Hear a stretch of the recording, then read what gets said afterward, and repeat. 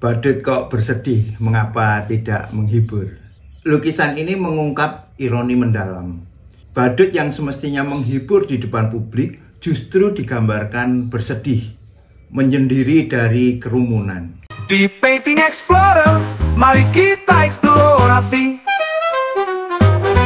Rekan-rekan Painting Explorer, kita akan mencermati lukisan berjudul Stanzik atau The Sad Clown Paradox, alias paradok badut sedih, yang digarap tahun 1862. Lukisan cat minyak di kanvas ini merupakan salah satu yang terkenal dari Polandia yang merepresentasikan simbolisme kuat, sekaligus menyampaikan kritik sosial dan refleksi historis.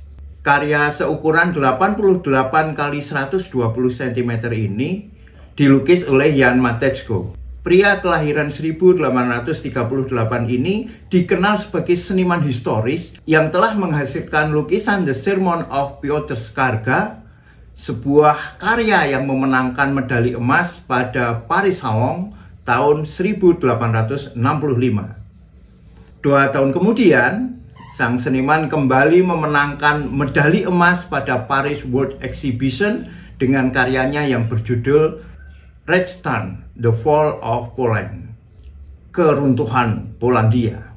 Paradoks badut sedih dilukis di awal karir Matejko saat berusia 24 tahun. Stanzik adalah subjek lukisan tersebut, yaitu seorang badut istana yang terkenal sebagai penghibur pada era Renaissance Polandia di bawah pemerintahan Raja Sigismund I the Old. Polish Renaissance merupakan periode kebangkitan budaya, seni, dan ilmu pengetahuan di Polandia yang berlangsung pada abad ke-15 hingga 17. Stanzik tidak hanya dikenal sebagai penghibur, namun juga tokoh intelektual yang menggunakan humor sebagai sindiran masalah politik dan sosial. Hal ini menjadikannya sebagai ikon budaya yang muncul pada berbagai karya seni, buku, maupun pementasan teater. Judul yang sebenarnya dari lukisan ini sangat panjang rekan-rekan, yaitu Stanzik during a ball at the court of Queen Bona in the face of the lost Smolensk, atau Stanzik selama pesta di istana Ratu Bona dalam peristiwa raibnya Smolensk. Background historis dalam lukisan ini adalah jatuhnya Smolensk ke tangan Moskow pada tahun 1514. Judul lukisan ini mempersepsikan bahwa Ratu Bona merupakan Ratu Polandia yang memimpin ketika Smolensk jatuh ke tangan Rusia. Namun kenyataannya Ratu Bona hanya menjabat pada tahun 1518. Sedangkan pada tahun 1514 saat kejatuhan kota ini, Polandia dipimpin oleh Raja Sigismund the Old dan istri pertamanya, Barbara Zapolya. Dalam karya ini, Jan Matejko menangkap sisi lain dari seorang Stanzik. Bukan hanya sebagai pelawak cerdas di tengah sorotan, melainkan sebagai pribadi yang penuh introspeksi dan melankoli. Lukisan ini menunjukkan Stanzik yang duduk di kursi dengan postur memelas. Wajahnya mencerminkan beban pikiran.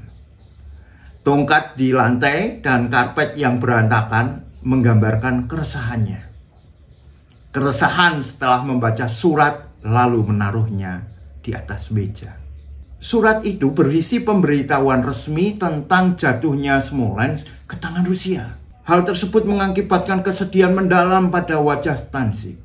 Sementara di belakangnya, para petinggi kerajaan sedang berpesta merayakan kemenangan pada Perang Orza, mengesampingkan kabar buruk mengenai Smolensk. Di sisi sebelah kanan Stanzik terdapat jendela. Dari jendela itu dapat dilihat kegelapan dari Wawel Katedral. Di sampingnya terdapat kilatan komet.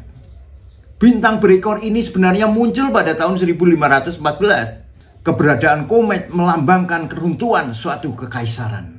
Kemunculan komet sebagai penanda perubahan zaman memang diyakini di berbagai penjuru dunia.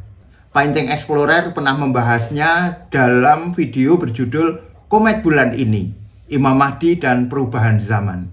Jika rekan-rekan ingin mengikuti, dapat klik link di deskripsi. Nah, kita akan melihat simbolisme di dalam lukisan ini.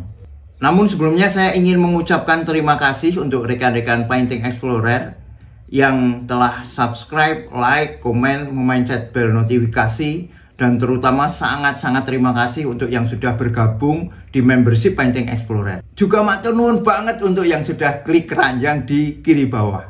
Ada material seni lukis di sana. Baik, mari kita masuki simbolisme di dalam lukisan badut yang sedang bersedih ini.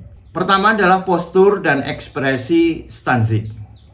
Sang badut duduk dengan postur melankolis dan ekspresi sedih, melambangkan seorang pemikir yang mempedulikan nasib negaranya. Berlawanan dengan peran badut yang biasanya ceria. Lalu yang kedua adalah kontras kehidupan. Di belakang terdapat pintu terbuka yang menampakkan latar pesta. Ini menjadi kontras tajam dengan kesunyian yang dirasakan Stanzik. Komposisi ini mempertegas dualitas perannya. Di satu sisi sebagai seorang penghibur di hadapan publik, di sisi lain merupakan manusia yang terjebak dalam keheningan batin. Pesta meriah melambangkan ketidakpedulian kaum bangsawan terhadap politik dan sosial yang nyata. Hal ini menjadi kontras tajam antara dunia luar yang meriah dengan kesunyian di dalam batin Stanzik. Yang ketiga adalah palet warna. Ini sangat ironi, teman-teman. Warna merah yang biasanya menggambarkan keceriaan justru dipakai Stanzik yang sedang bersedih. Sementara di latar belakang yang menggunakan warna-warna gelap justru berisi pesta pora. Lukisan yang luar biasa. Di Painting Explorer, mari kita eksplorasi. Rekan-rekan, bersama saya Denny J, Content Creator Painting Explorer. Di Painting Explorer, mari kita eksplorasi.